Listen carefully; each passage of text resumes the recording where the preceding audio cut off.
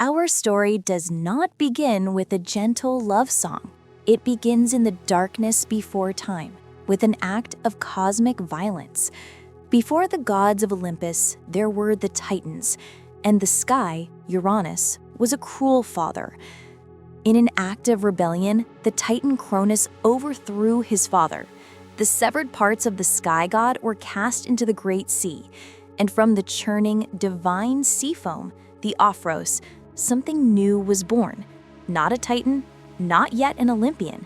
She was a force of nature. She was Aphrodite. Her first steps on the shores of Cyprus caused flowers to bloom beneath her feet.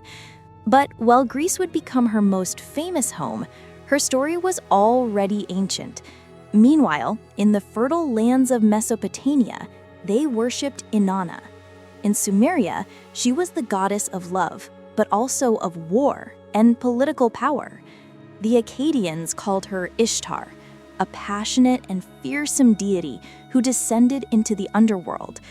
These powerful Eastern goddesses were her spiritual ancestors.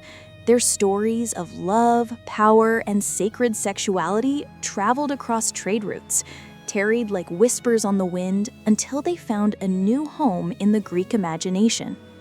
When Aphrodite ascended to Mount Olympus, the gods were stunned by her beauty. To prevent them from fighting over her, Zeus made a swift political move. He married her off to the least threatening god, Hephaestus, the lame and hardworking god of the forge. It was a mismatch from the start. Beauty was bound to labor, passion was shackled to duty. This union, meant to create peace, instead lit the fuse for scandal and drama that would echo through mythology. Aphrodite refused to be contained. She immediately began a passionate affair with the handsome and brutal god of war, Ares. Their love was a clash of opposites, creation and destruction, softness and steel. But their secret did not last. Hephaestus, the master craftsman, forged an unbreakable golden net as fine as a spider's web. He trapped the lovers in their bed and summoned all the gods of Olympus to witness their shame. But instead of shame, the gods only laughed. Aphrodite's power was clear. Even in humiliation, the force of desire could not be truly defeated. Her influence, however, went far beyond divine love affairs. It would ignite the most famous war in history.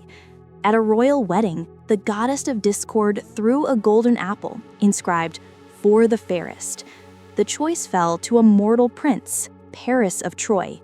Hera offered him power. Athena offered him wisdom.